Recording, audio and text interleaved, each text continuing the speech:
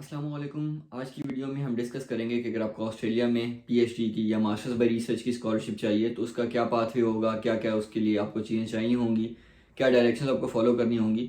और क्योंकि अब ऑस्ट्रेलिया के बॉर्डर्स दोबारा से अल्हम्दुलिल्लाह ओपन हो गए हैं फ्रॉम द लास्ट दिसंबर, उससे ऑनवर्ड और अब स्टूडेंट्स आ सकते हैं। और इवन अब तो यहाँ पे शायद न्यूज़ में चल रहा है कि स्टूडेंट के जो वीज़ा फ़ी है वो भी ख़त्म हो जाए या फिर हो चुकी है। I am not 100% sure about that. लेकिन अगर आपको ऑस्ट्रेलिया में अप्लाई करना है तो उसके लिए क्या चीज़ें चाहिए होंगी। There are the major pathway is that कि आपको सुपरवाइजर्स को कांटेक्ट करना है और उनका अप्रूवल चाहिए। एक है कि इसके अलावा भी अगर आप किसी यूनिवर्सिटी में डायरेक्टली अप्लाई करें तो वहाँ पे भी उसका तरीकाकार ये होता है कि आप यूनिवर्सिटी में पीएचडी की स्कॉलरशिप के लिए अप्लाई करते हैं, मास्टर्स बाय रिसर्च के लिए अप्लाई करते हैं और फिर वहाँ पे आप किसी ना किसी सुपरवाइजर को नॉमिनेट करते हैं। उसमें भी आपका पाथवे इसी तरह से होता है कि आपकी जो प्रोफाइल है वो आमतौर पर सुपरवाइजर्स के पास जाती है। उनका वो देखते हैं कि अगर आप वो आपकी प्रोफाइल उन्हें अच्छी लगे तो वो इस तरह चल रहा होता है। तो इसलिए ज़्यादा अच्छा रिकमेंडेड यही होता है कि सबसे पहले आपने सुपरवाइजर्स को कांटेक्ट करना है अपनी फील्ड के और फिर उनका अप्रूवल लेना है। और जब उनका अप्रूवल मिल जाएगा तो फिर नेक्स्ट वो आपको बता सकते हैं कि या तो यूनिवर्सिटी की स्कॉलरशिप में अप्लाई करो या फिर अक्सर उनके पास अपनी फंडिंग्स होती हैं तो उसमें अप्लाई करो। तो उसके लिए आपको क्या चाहिए होगा, सबसे पहले तो आपने एक अच्छी सी सीवी बनानी है। जो भी आपकी फील्ड में सीवी बहुत सूटेबल है। नॉर्मली एकेडमिक सीवी यही होती है कि आपने सबसे पहले अपना ऑब्जेक्टिव लिखना है, फिर उसके बाद एजुकेशन, और एजुकेशन के बाद आप अपनी रिसर्च अगर कोई वर्क किया है, कोई पब्लिकेशन है तो वो रिसर्च इंटरेस्ट, फिर इसी तरह से स्किल्स और सब चीज़ें। डेफिनेटली ये फील्ड टू फील्ड थोड़ी थोड़ी चीज़ें वेरी करेंगी लेकिन एक जेनेरिक फॉर्मेट यही होगा। आपने सबसे पहले अपनी सीवी बनानी है, फिर उसके साथ साथ आपने कवर ईमेल बनानी है। कवर ईमेल में आपने बहुत लंबे लंबे पैराग्राफ्स नहीं लिखने हैं कि मैंने बहुत ज़्यादा कुछ काम किया है। आपने सबसे पहले तो एक ब्रीफ ओवरव्यू देना है कि आप क्यों कांटेक्ट कर रहे हैं सुपरवाइजर को, कि वो आपकी सब्जेक्ट लाइन डेफिनेटली अच्छी होनी चाहिए। सब्जेक्ट लाइन के बाद जब आपकी ईमेल सुपरवाइजर्स पढ़ें तो उन्हें अंदाज़ा हो जाए कि इस बंदे ने पीएचडी की स्कॉलरशिप के लिए अप्लाई करना है या फिर इसने मास्टर्स के लिए अप्लाई करना है, मास्टर्स बाय रिसर्च के लिए। तो इसलिए इसने मुझे कॉन्टैक्ट किया। तो आपकी जो फर्स्ट लाइन है उससे डिमॉन्स्ट्रेट होना चाहिए कि आप किस लिए ईमेल लिख रहे हैं। लाइक अगर किसी को इंटर्नशिप चाहिए तो उसके लिखेगा डेफिनेटली।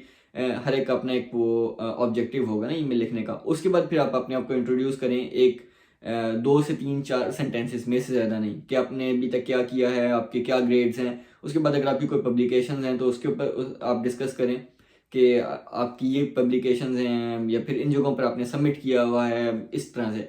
उसके बाद आप अपनी इंग्लिश लैंग्वेज के बारे में बताएं। अगर आपने आइट्स दिया है तो आइट्स के स्कोर बता दें, अगर कोई और इंग्लिश टेस्ट दिया है तो उसके स्कोर्स बता दें। और लास्टली इसको कंक्लूड कर दें कि इस वजह से मैं आपके साथ काम करना चाह रहा हूँ। या फिर आप उसके साथ ये भी लिख सकते हैं कि मैंने आपके अगर आपने उनकी प्रोफाइल को स्टडी किया है। डेफिनेटली आप किसी भी सुपरवाइजर को कांटेक्ट करेंगे तो उनको थोड़ा सा स्टडी करेंगे किस चीज़ पे काम कर रहे हैं। जेनेरिकली खुद से ईमेल नहीं कर देंगे।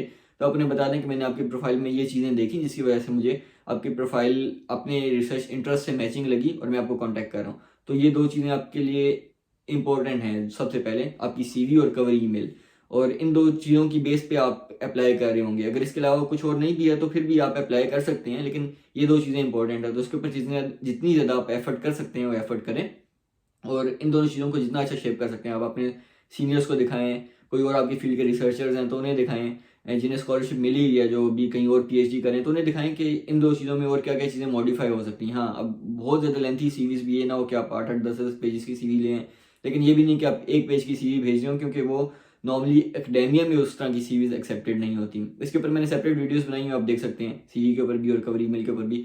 और apart from the CV and cover email, जो ऑस्ट्रेलिया में अगर आप अप्लाई करना चाह रहे हैं तो आई वुड हाईली रिकमेंड कि आप आइल्स करें और 6.5 नो लेस देन 6 आपके बैंड्स होने चाहिए। अगर इससे कम बैंड्स हैं तो फिर इश्यूज होते हैं। मतलब हो सकता है आपको एडमिशन मिल जाए लेकिन आपको यहाँ पे आके 3 महीने के लिए इंग्लिश कोर्स करना पड़े। मतलब यहाँ पे हर यूनिवर्सिटी की अपनी एक रिक्वायरमेंट होती है कि अगर उससे कम आइल्स है तो आपको 3 महीने के लिए या फिर कुछ वीक्स के लिए आपको इंग्लिश पढ़नी पड़ेगी। फिर आपको एक एग्जाम देना पड़ेगा, उस दौरान आपको स्कॉलरशिप भी नहीं मिलती बहुत सी जगहों पर। तो वो एक अजीब सा एक इशू है। तो उससे बेहतर ये है कि आप आइल्स कर लें और आइल्स के साथ साथ आप सीवी होगी, कवर ईमेल होगी, फिर आइल्स होगी। फिर उसके साथ साथ एक जो अच्छी चीज़ रिकमेंडेड होती है वही होती है कि आप अपनी एक गूगल साइट बना लें या फिर आपकी जो लिंक्डइन प्रोफाइल है वो वेल अपडेटेड होनी चाहिए। इन दोनों में से एक चीज़ कम अज़ कम आपके पास होनी चाहिए ताकि जब भी आप सुपरवाइजर को कॉन्टैक्ट करें उसके एंड पे, कवर ईमेल के एंड पे आपका नाम, बेस्ट रिगार्ड्स, उसके बाद आपका नाम, उसके बाद आपकी एफिलिएशन कि आपने अभी किस यूनिवर्सिटी से मास्टर्स या बैचलर्स किया है, उसके बाद आपकी वो या तो लिंक्डइन की प्रोफाइल का लिंक हो या फिर आपकी गूगल साइट का लिंक हो। गूगल साइट बनाना बिल्कुल मुश्किल नहीं है। लाइक आपको कोई प्रोफेशनल वो नहीं चाहिए, डिग्री नहीं चाहिए या फिर कोई बहुत प्रोफेशनल नॉलेज नहीं चाहिए। सिंपल ड्रैग एंड ड्रॉप है। आप गूगल साइट पर जाएं, अपनी वेबसाइट बनाएं अपने नाम से, और अभी सिंगल पेज वेबसाइट बनाएं। लाइक किसी और रिसर्चर की या फिर किसी और की वेबसाइट देखकर आप ये ना हो कि उसने इतने ज़्यादा पेजेस ऐड अप किए हैं। अगर आपकी प्रोफाइल उतनी स्ट्रॉन्ग है तो फिर डेफिनेटली मल्टी पेजेस बनाएं। लेकिन अगर आपकी प्रोफाइल बिल्कुल आप एक फ्रेश ग्रेजुएट हैं, इसके हार्डली एक रिसर्च पेपर है, फिर वो भी नहीं है, तो आप सिंपल एक सिंगल पेज गूगल साइट बनाएं। लेकिन उसको जब आप अपनी ईमेल के एंड पर इंक्लूड करेंगे तो वो एक बहुत अच्छा इंप्रेशन जाता है कि ये बंदा प्रोफेशनल है। ठीक है, ये चार चीज़ें होंगी: सीवी, कवर ईमेल, और आपकी गूगल साइट और आइल्स। ठीक है, उसके बाद रिसर्च प्रपोजल है। वो स्कॉलरशिप टू स्कॉलरशिप वेरी करता है। मतलब हो सकता है कि अगर आपको एक स्कॉलरशिप मिली है ब्लॉकचेन के ऊपर, उसके ऊपर अप्लाई करें तो उसके लिए रिसर्च प्रपोजल डिफरेंट होगा। हो सकता है आपको यूएवी के ऊपर अनमैन्ड एरियल व्हीकल के ऊपर स्कॉलरशिप कोई स्कॉलरशिप पोजीशन है तो उसके लिए प्रपोजल डिफरेंट होगा। लेकिन एक जेनेरिक सा रिसर्च प्रपोजल बना लें किसी एक टॉपिक के ऊपर जिसके ऊपर आप ज़्यादा एक्सपर्टीज़ रखते हैं, ताकि अगर कोई सुपरवाइज़र आपको कहे कि अभी आपके पास एप्लीकेशन प्रोसेस के लिए कोई रिसर्च प्रपोजल प्रिपेयर्ड है या नहीं है, तो आपके पास कम से कम वो हो। या फिर अगर कोई कहे कि अच्छा आपने कोई प्रपोजल बनाया है तो मुझे दिखा दें कि कैसा आपने प्रपोजल बनाया है, या फिर क्या, ताकि वो आपकी स्किल भी असेस कर सके ना कि आपको रिसर्च प्रपोजल बनाना आता है या नहीं आता, या आपको रिसर्च की बेसिक नॉलेज भी है या नहीं। तो उसके लिए आपका एक रिसर्च प्रपोजल, एटलीस्ट एक रिसर्च प्रपोजल किसी एक फील्ड के ऊपर प्रिपेयर्ड होना चाहिए। हाँ, उसके लिए आप रेडी रहें कि आपको सुपरवाइजर ये कह सकता है कि मैं इसके ऊपर हम अप्लाई नहीं करेंगे, हम कोई और नया बनाएंगे, तो उसके लिए रेडी रहें। लेकिन एटलीस्ट एक रिसर्च प्रपोजल आपका प्रिपेयर्ड होना चाहिए। उसके बाद आपके जो रिकमेंडेशन लेटर्स हैं वो आपके पास कम से कम 2 से 3 स्ट्रॉन्ग रिकमेंडेशन लेटर्स होने चाहिए आपके प्रीवियस टीचर से। जो बेहतर ये है कि आप असिस्टेंट प्रोफेसर्स या एसोसिएट प्रोफेसर्स या फुल प्रोफेसर या एचओडी से बनवाएं, and that is a good thing.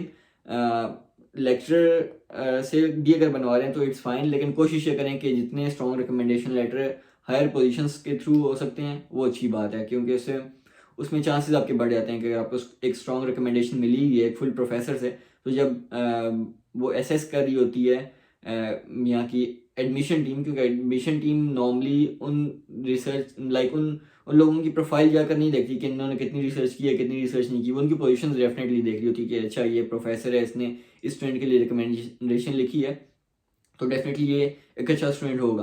तो कोशिश करें कि अगर आपको प्रोफेसर्स ने, फुल प्रोफेसर्स ने या एसोसिएट प्रोफेसर या असिस्टेंट प्रोफेसर्स ने पढ़ाया है तो उनसे आप रिकमेंडेशन लेटर्स लें। और उसके साथ साथ फिर मोटिवेशन लेटर रह गया या स्टेटमेंट ऑफ पर्पस रहेगी, तो वो उसके ऊपर मैंने एक सेपरेट वीडियो बनाई है कि उसके अंदर क्या क्या होना चाहिए। लेकिन उसमें एक जेनेरिक चीज़ ये है कि आपने किसी का भी एसओपी कॉपी नहीं करना, आपने उसकी लाइंस कॉपी नहीं करनी। जो आपका एक्चुअल आप कहें कि एक चीज़ जिसने आपको मोटिवेट किया इस डिग्री को करने के लिए, तो उसके बारे में लिखें। और 500-700 वर्ड्स तकरीबन इतने लिखें, और वो आपकी अपनी वर्डिंग होनी चाहिए। कोई भी चीज़ अगर आप कॉपी करेंगे तो ये प्लेजिज्म चेक किया जाएगा उसका, और वो आपके लिए बहुत नेगेटिव इम्पैक्ट जाएगा। अगर कोई भी लाइन, कोई एक पूरा 1-2 सेंटेंसेस भी अगर प्लेजराइज निकला है तो वो एक बहुत बुरा इम्पैक्ट जाता है कि अच्छा ये बंदा तो अपना मोटिवेशन लेटर की जिसकी वजह से मोटिवेटेड हुआ ये डिग्री करने के लिए, वो भी खुद नहीं लिख सकता। तो ये इन चीज़ों को थोड़ा सा अवॉइड करें। अगर आप ये चीज़ें प्रिपेयर करें उसके बाद आप सुपरवाइजर्स को कांटेक्ट करें। अपने सुपरवाइजर्स के किस तरह से सुपरवाइजर्स ढूंढने हैं इसके ऊपर मैंने पूरी एक वीडियो सीरीज़ की है, तो आप अगर मेरे चैनल पर सर्च करें यूट्यूब पर या फेसबुक पर तो आपको उस पर इंशाल्लाह मिल जाएगी कि सुपरवाइजर्स किस तरह से ढूंढने हैं अपनी फील्ड के रिलेटेड। तो सुपरवाइजर्स को ढूंढें, उनको एक इस तरह से अपनी सबसे जब अपनी ईमेल करनी है तो सिर्फ सीवी अटैच करें और कवर ईमेल जो है ना वो उसके अंदर लिखें। ठीक है, और उसके बाद अगर सुपरवाइजर को कुछ और चाहिए होगा तो आपको खुद कांटेक्ट कर लेगा। अब कुछ स्टूडेंट्स ये करते हैं कि अपनी ईमेल में सीवी और उसके साथ साथ ट्रांसक्रिप्ट, फिर उसके बाद आइल्स का रिजल्ट कार्ड, फिर और 10-12 अटैचमेंट्स करके भेज देते हैं। तो अक्सर ये होता है कि इतनी बड़ी जब ईमेल आती है तो देयर इज अ पॉसिबिलिटी कि वो स्पैम में चली जाए, कितनी ज़्यादा अटैचमेंट्स क्यों आ रही हैं, और वो भी एक रैंडम ईमेल से। तो शॉर्ट रखें अपनी ईमेल को, एक चीज़ अटैच करें, मैक्सिमम 2 चीज़ें अटैच कर दें। अगर आपको लगता है कि उसी टॉपिक पे स्कॉलरशिप है इस पर अपने रिसर्च प्रपोजल बनाया हुआ है तो वो अटैच कर दें। लेकिन बहुत ज़्यादा चीज़ें अटैच करने की ज़रूरत नहीं है। वो चीज़ें आप अपनी सीवी में और कवर ईमेल में मेंशन कर सकते हैं, जो भी आपकी एक्सेप्शनल चीज़ें हैं। तो ये करें, और सुपरवाइजर्स को भी कांटेक्ट करना स्टार्ट करें, क्योंकि अभी I guess it's the best time. Borders open हो गए हैं ऑस्ट्रेलिया के, और सुपरवाइजर्स को स्टूडेंट्स चाहिए, और वो अब फॉरेन स्टूडेंट्स ले रही हैं। पहले थोड़ा सा ये था कि वो नहीं ले रहे थे, लेकिन अब अल्हम्दुलिल्लाह एक फॉरेन स्टूडेंट्स ले रही हैं। तो कोशिश करें कांटेक्ट करें, और जितने ज़्यादा आप अपनी फील्ड के सुपरवाइजर्स को कांटेक्ट कर सकते हैं वो अच्छा होगा। हाँ, अगर आपको एक स्कॉलरशिप मिल गई है तो दूसरे सुपरवाइजर्स को लाजमी बताएं कि मुझे यहाँ पे स्कॉलरशिप मिल गई है, मैं आपके साथ प्रोसीड नहीं कर सकता था कि वो किसी और स्टूडेंट को रखें। तो that's I guess is the end of the video. अगर आपको कोई क्वेश्चन हो, या फिर अगर आप चाहते हैं कि मैं किसी स्पेसिफिक टॉपिक के ऊपर वीडियो बनाऊं, तो मुझे कमेंट्स में बताइएगा। मैं कोशिश करूंगा कि उस टॉपिक को भी कवर किया जाए। तब तक के लिए अल्लाह हाफिज़, मिलते हैं किसी और वीडियो में। फी अमान अल्लाह।